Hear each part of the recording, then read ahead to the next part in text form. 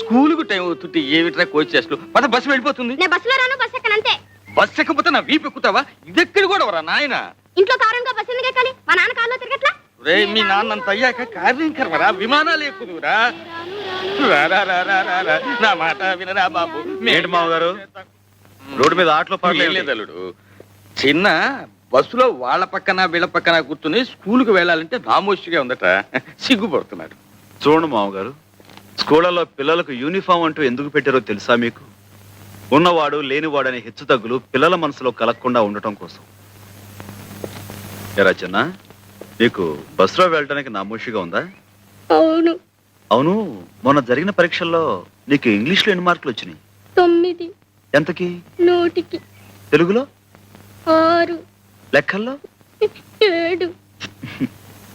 నువ్వు సిగ్గుపడాల్సింది ఇలా మార్కులు తక్కువ వచ్చినందుకు, అంతేగాని బస్సులో వెళుతున్నందుకో నడిచి వెళుతున్నందుకు కాదు. మామగారు తీసుకెళ్ళండి. చిన్న, సాయంత్రం త్వరగా ఇంటికి వచ్చేయండి.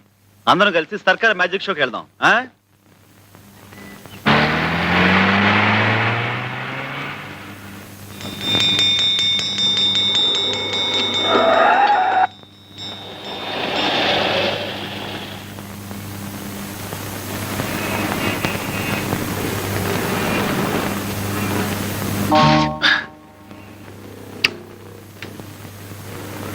ఏంట్రా పడుకున్నావు? ఆకలి వస్తుంది. నా బ్యాగే మీరు కుడుతున్నారంటే మీ అయ్యేడి? మా అయ్యి ఇంకా రాలేదండి. అందుకని మీరు కుట్టేటమేనా? బంగారం లాంటి బ్యాగ్ తగలెట్టేశారు. మా జడ్జి గారు చూసారంటే నాకు ఉరి శిక్ష వేసేస్తారు. పొద్దున్నుంచి ఏం తినలేదండి. పసిపిల్లని పట్టుకుని. పసిపిల్లలు అయితే పసిపిల్లలా ఉండాలండి. ఎవరు ఇలా కొట్టమన్నారు? ఎవరు నాశనం చేయమన్నారు? ఏమండి, అది తీసేసి మళ్ళీ కుట్టిస్తామని మీరైనా చెప్పండి. మళ్ళీ కుట్టిస్తానంటుందిగా, ఇవ్వండి. ఏం కొట్టడం అండి బాబు? రూపాయో ₹1 గుంజేయడానికి వేస్తున్నారు ఆకలి పీనుగులు.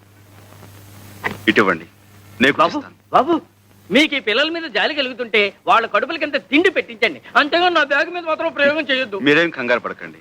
మీకు నచ్చకపోతే మరో కొత్త బ్యాగ్ కొనిస్తాను. అలా కూర్చోండి. ఏమండి, వద్దండి, మీకు చేత కాదు, చాలా కష్టమైన పని. నాకు చేత కాకపోతే నేర్పుదు గాని నేర్చుకుంటాను. నేర్పడాలు నేర్చుకోవటాలు నా బ్యాగ్ మీదేనా? గొప్ప పనిమంతుడివే. ఏమిటో అనుకున్నాను, చెయ్యి మహవాటంగా తిరుగుతోంది. ఎవరు బాబు తమరు?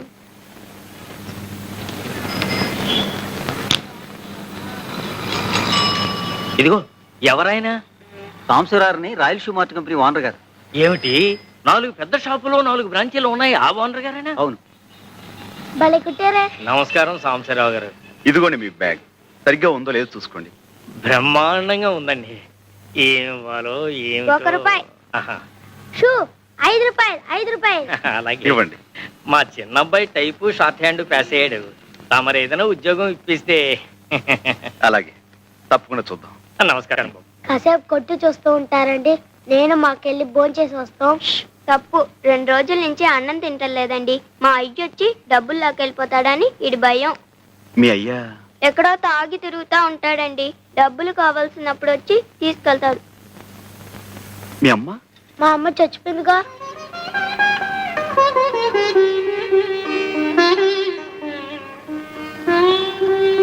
రండి, నాతో రండి. ఎక్కడికి?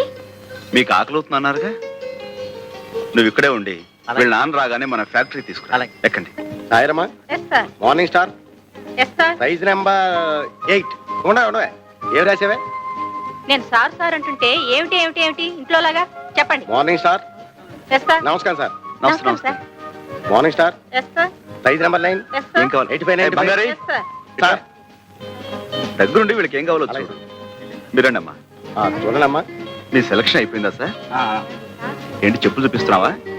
లేటెస్ట్ వచ్చి ఇవి చూడండి సార్. ఇలాంటి చూపించవయ్యా. రండి అమ్మా. చెప్పులు బాగున్నాయి. పదండి. ఇందులో 9 సైజ్ ఉందా? మరడయా, లోపలికి వస్తారా?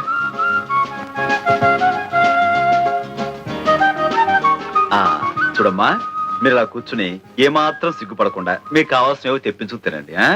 మడే వీళ్ళకి ఏం కావాలో చూడు. అలాగే రెడీమేడ్ లో బట్టలు అవి తెప్పించు. అలాగే. అది ఇంకో కొట్ట కాదు, అది సాంబశివరావు గారి పూజ గది.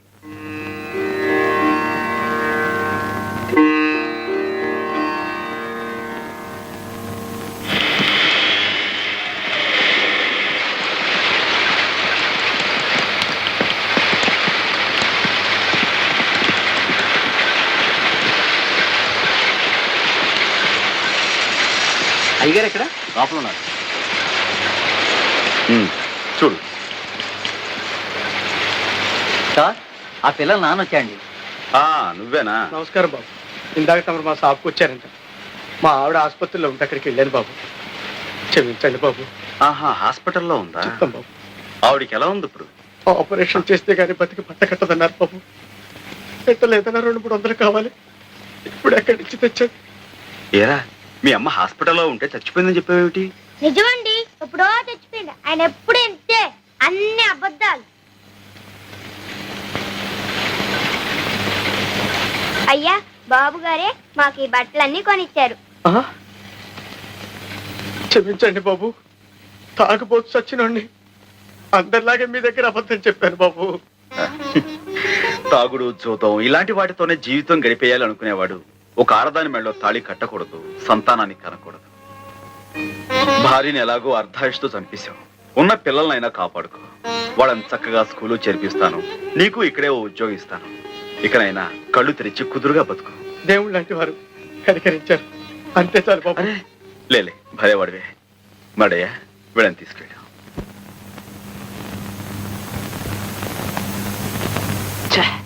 కాంతమ్మా, ఏం బాబు?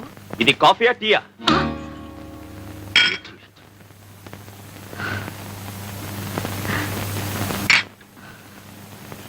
ఏమిటి ఉత్తరం?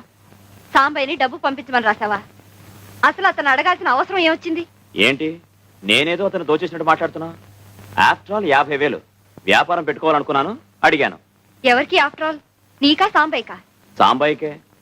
లక్షలకు లక్షలు సంపాదిస్తున్నాడు. 50,000 ఆఫ్టర్ ఆల్ నథింగ్. ఎడంచేత్తో పారేయచ్చు. అలా అనుకుని పారేయటానికి అతనికి ఏమిటి అవసరం?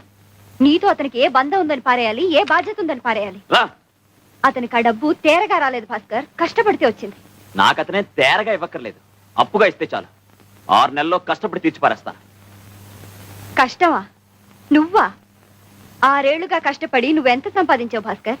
ఆహా, నువ్వేదో ఉద్యోగం చేస్తున్నావనా? నా సంపాదన గురించి, నా సామర్థ్యం గురించి అడుగుతున్నా? నేను అడిగేది నీ ఒక్క సంపాదన గురించే కాదు, నిలకడలేని నీ మాట గురించి, కుదురులేని నీ బ్రతుకు గురించి. Shut up! Why should I? This is the truth. 7 ఏళ్లుగా 6 కంపెనీలు మారావు. కుదురుగా ఒక్క చోట ఉన్నావా? పట్టుమని 10 నెలలు పనిచేసావా? ఎందుకని వాళ్ళు నిన్ను భరించలేక తీసి పారేశారు? ఎందుకని తరివేశారు? Stop it!